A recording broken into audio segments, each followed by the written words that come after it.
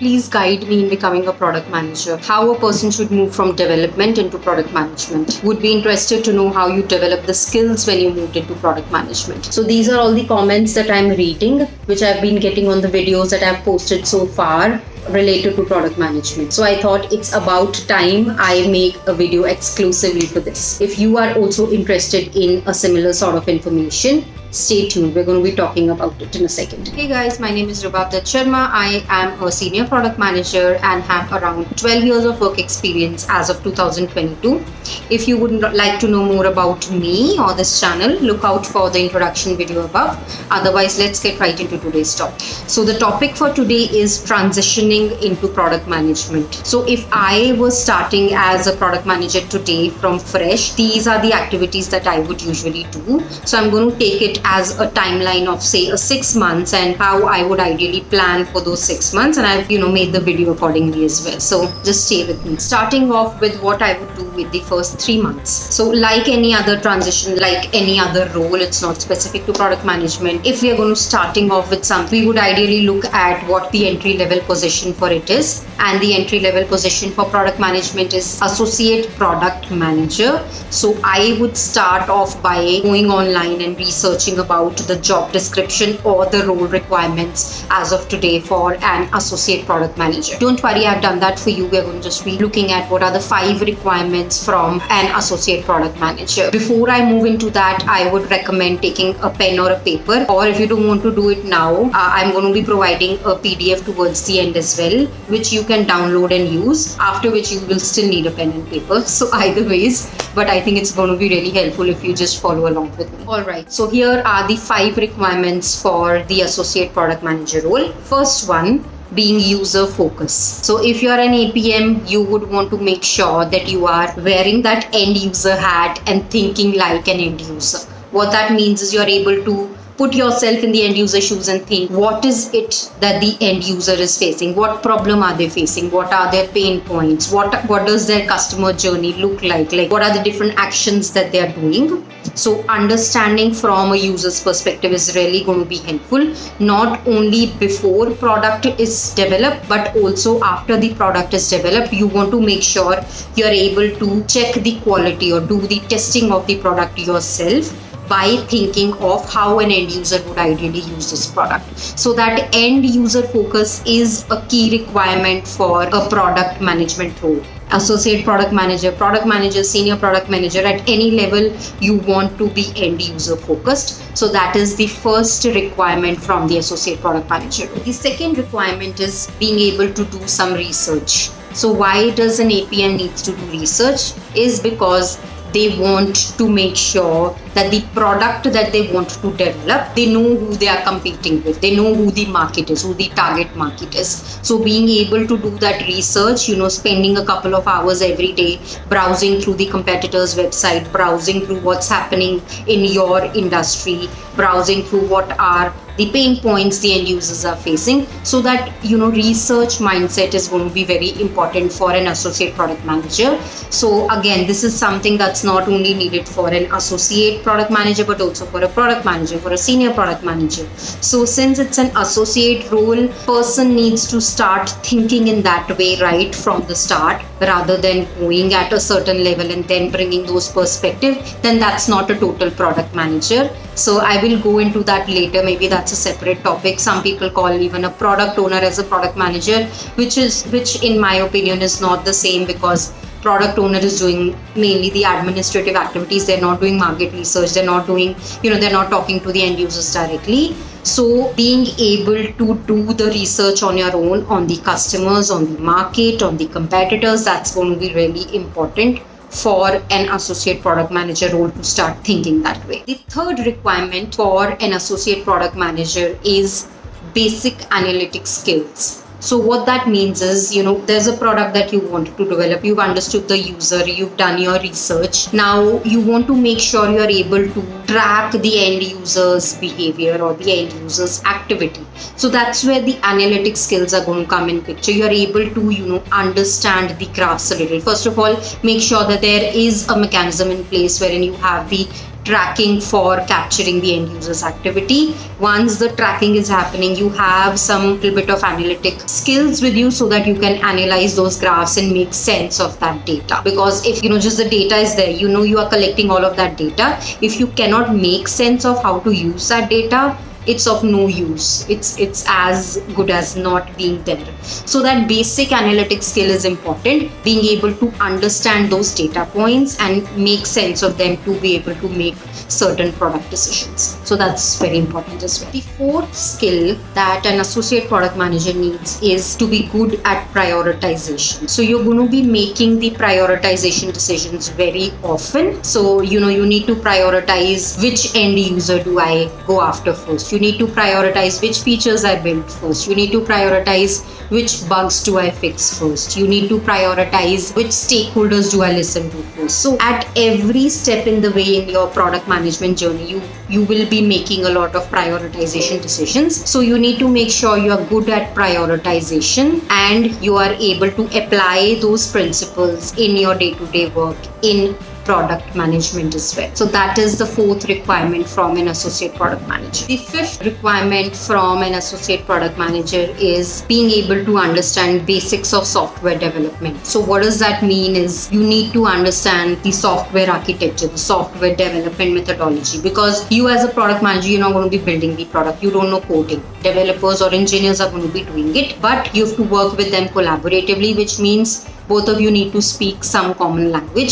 So that is where your basic engineering skills or basic development skills are going to come in picture. So when a developer says this is user facing, this is backend facing, these are the APIs, these are the API calls and stuff like that. So you need to understand the basics of it. So that's going to be really helpful when you are actually working very closely with the engineers in the team. So let's try this out with an example. I like to give examples because people can relate to it more. Take any product that you use on a daily basis, be it, maybe Google Pay as an example, or this YouTube as an example, or you could take any of the food delivery apps as an example. Any product you want to take, just take it and think about it now. Just keep it in your mind now, because here are the list of 10 questions that I urge you to ask yourself when you have that product in mind. So I'm going to refer to the list of questions here. So the first question that you need to ask for your product. So as an example, YouTube. Who is the user of the product? Of course, you are the user of the product, but who are the other users of the product? One is, could be user is the one who's consuming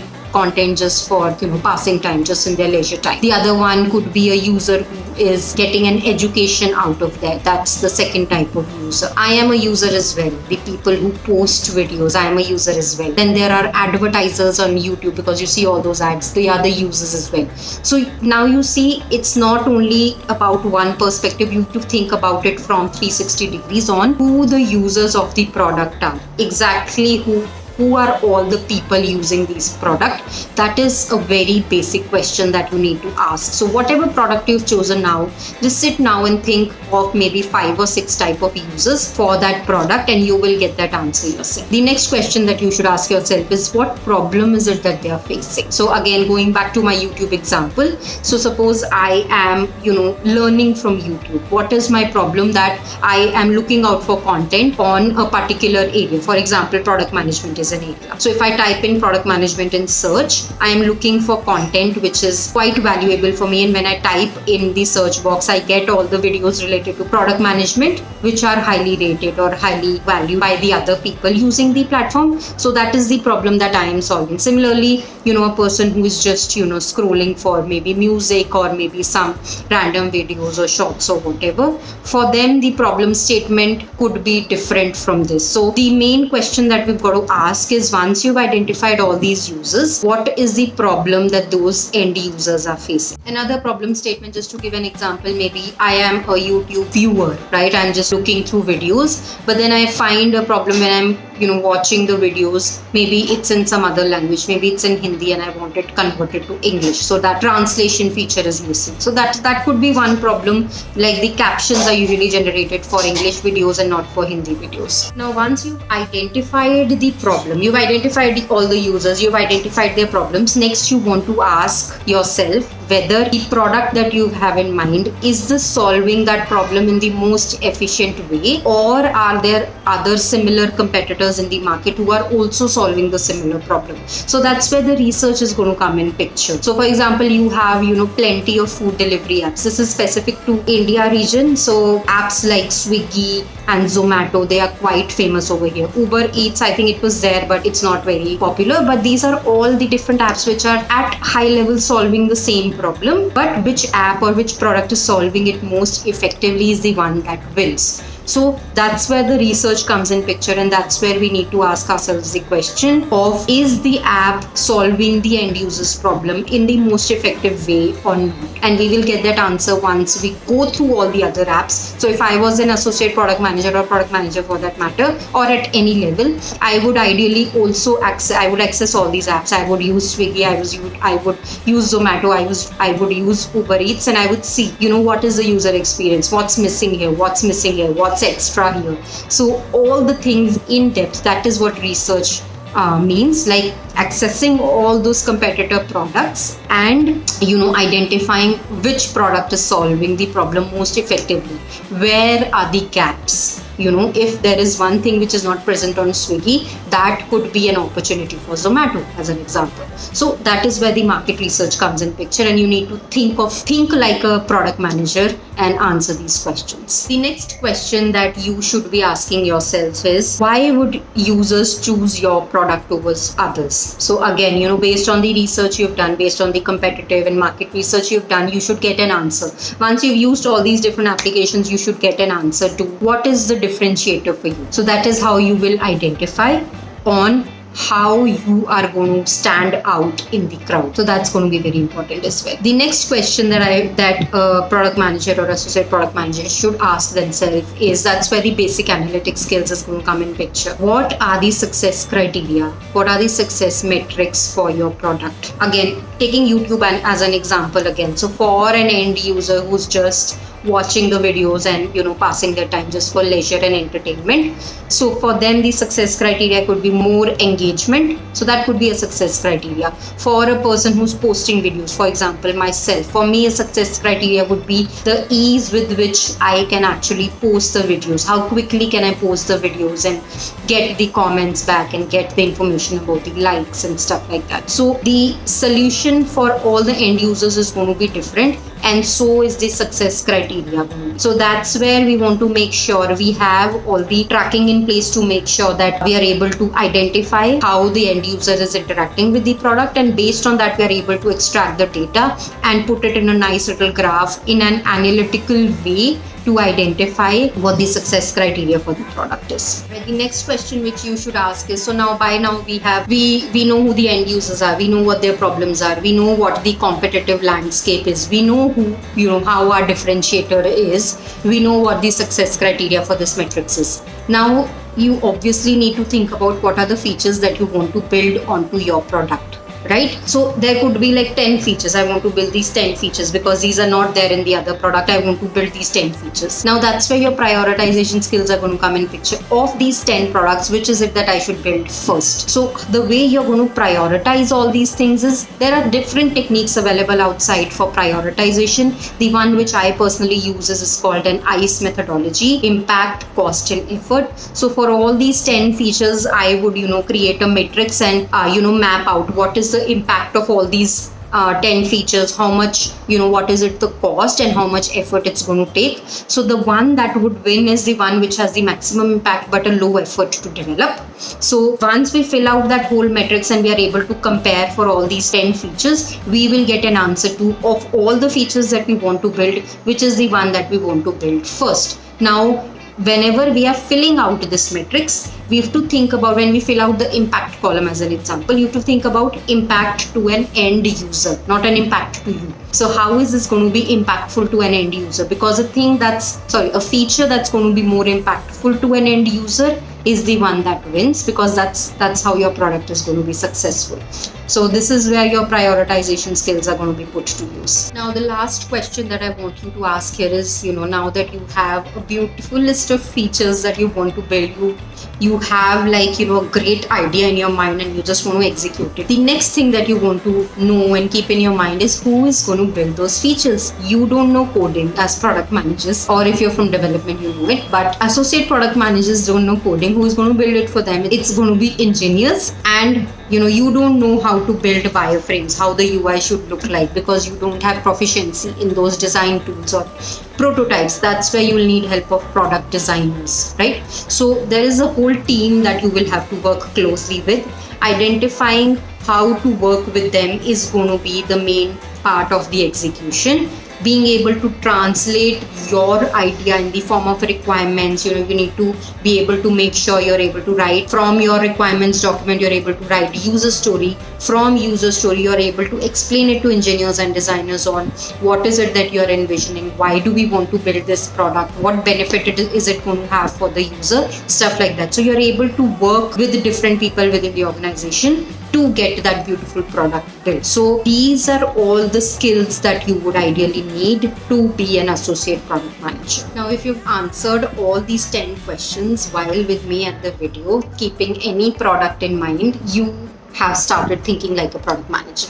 Kudos to you. Congratulations. Awesome. Now, this is the list which, I researched a little bit on the associate product manager role, and then based on my experience, I put together these lists and questions. Apart from this, there are 2 websites which I personally find very useful. This is not a promotion of any sort, but I find their content very relatable, and I think that will give a very good exposure to you as well, because they give real examples which people can relate to and urge you to think like a product manager.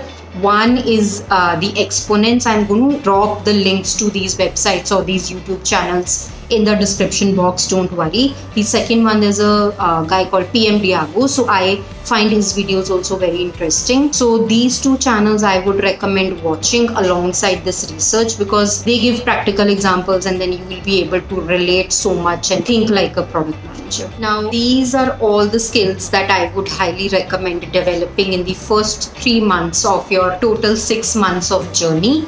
So it's going to be really helpful for you. Just read unlimited content out there. Go through the YouTube channel videos, listen to the podcast, go through the blogs. Just do as much research as you can for these 3 months, but stop after 3 months. Otherwise, you're going to get into analysis paralysis, and your research is never going to end. Just stop after 3 months, but for those 3 months, divide your daily schedule in a way that you're able to dedicate some time every day to your research, and then you learn new things every day. But after 3 months, just put a hard stop to it. Otherwise, you're not going to move on to the next step. But in those 3 months, be very thorough about it. I would highly recommend doing this. Now, let's see what is it that we can do in 4th month. So, but before we proceed forward, hit like and subscribe button, because it will help me and my channel grow. All the skills that I've mentioned above, these are all hard skills. I've done a video separately. Hard skills are one which a person can develop through education, through learning, through practice. So these are all the hard skills that a product manager or an associate product manager should learn, definitely. But we should not forget the importance of soft skills. Soft skills are very important. Hard skills are the ones which are going to help you stay relevant in the market and in your job. But soft skills are going to help in the efficiency of your job. You need those soft skills as well to proceed ahead in your product management career. So I've done a whole video on what are the soft skills needed. There are a list of 10 soft skills that a PM needs. I'm going to link that above as well and in the description as well. So definitely recommend checking that out. So as an example, I'm going to take 2 soft skills. So one of them is communication. So you need to be very good at communications, but that is something that which there's no course for communication. So whatever you're doing now, maybe you're already working maybe you are in a different field, maybe a different department like sales or marketing, maybe you're not working, you're a student, and after graduation you want to get into product management. Whatever is it, you can practice communication while doing whatever you're currently doing. So practice communication, speak with people. Just think about it from a perspective, who are the people you speak with on a daily basis? How do you communicate? What do you want to communicate? Does the other person understand what you are trying to communicate, or they just get more confused after listening to? The second soft skill that I mentioned in that video also is being organized. So that's also, there's no course for being organized. You need to just develop that soft skill over time in whatever you're doing. Right now, whatever you're currently doing, just think about it. Are you organized in a way? Is your physical workspace organized? Is your digital workspace organized? Are your files and your notes and notebooks, is everything organized? Or do you just get panic attacks if you have to find something, or if someone asks you for information? So these soft skills cannot be taught. You have to start doing them, and that's how you will learn them. So I highly recommend watching that video out as well, because whatever you're currently doing throughout this 6 months journey, or in fact if you just want to focus on your soft skill for 1 month, 4th month definitely dedicated to soft skills. Make a note of all those 10 soft skills and make sure you are inculcating them somehow in your current routines. That is going to be really helpful to you. So to explain the 4th month tasks better, I'm going to divide the video into 4 parts. First is for the people who are working in a tech organization and are in vicinity of a product manager. People like engineers, designers, scrum master, project managers. They're all in the vicinity of product managers. So those are the first category of people. Second category of people is people who are working in tech organizations but do not work directly with product managers, like soft sales and marketing, client success, operations. They don't work with product managers on a day-to-day basis. That's the category 2.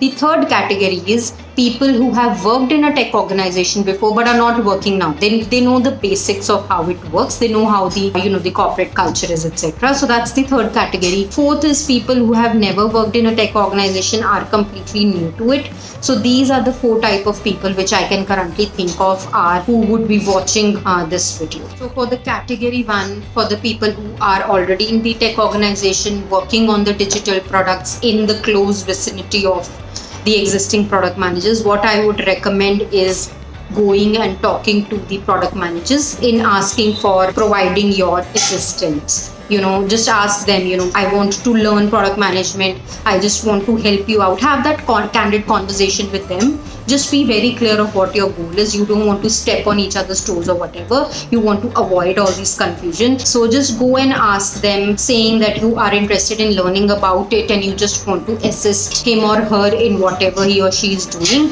Like, you could do documentation, like set up meetings, be part of meetings, and then make MOMs, etc. Just, do all these type of works which will help you understand what is it that the product manager is doing on a day-to-day basis. Now, while you are speaking with product manager, you obviously want to make sure you are also speaking with your existing manager on what your aspirations are. And this is something that you're doing over and beyond. Like, you're going beyond what is expected of you so that they also know. And that would obviously mean that you are not hampering whatever your current role is. If you're an engineer, you don't want to stop coding just to learn this, as an example.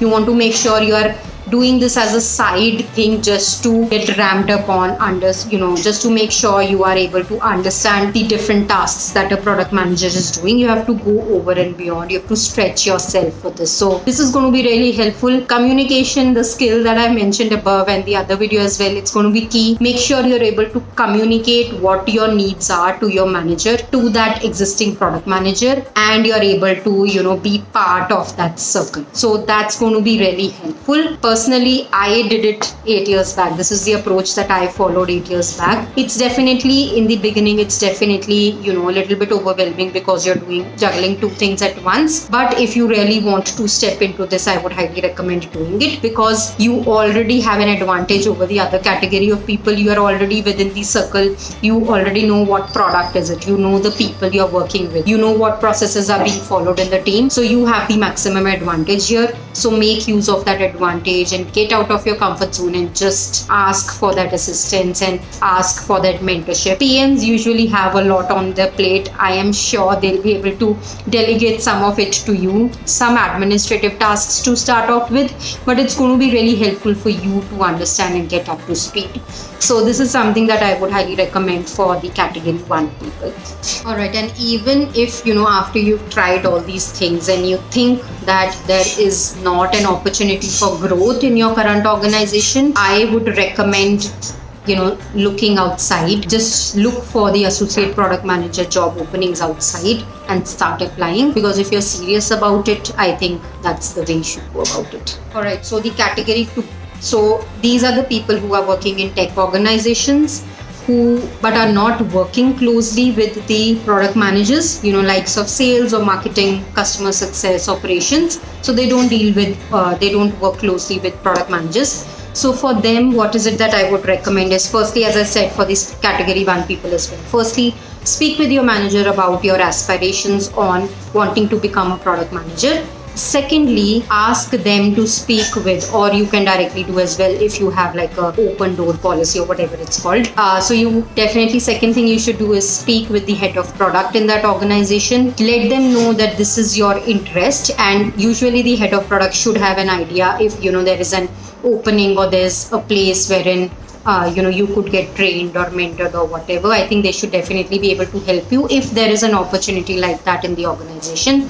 So since you are from sales or marketing, or client success, you have the experience of speaking directly with customers. So definitely leverage that when you're having this conversation with the head of product. So that's going to be really beneficial for you, because product managers need that exposure or that fluency to speak with the end user. So that's going to be your advantage here. In addition, you could always ask for the recommendations, because those soft skills which are not related to product management, you could be possessing all those soft skills in your existing role as well. So ask for that recommendation letter from your existing manager or teammate or whoever, and pass that on to the head of product. So I think that's going to be the easiest way. Again, something that I'd mentioned earlier, if you think there's no opportunity for you in your current organization, there is no harm or there's nothing bad or to be ashamed of in looking outside, because that's how you want your career to progress. So these are the things that I would recommend for category 2 people. So now for the people who fall in the category 3 and 4.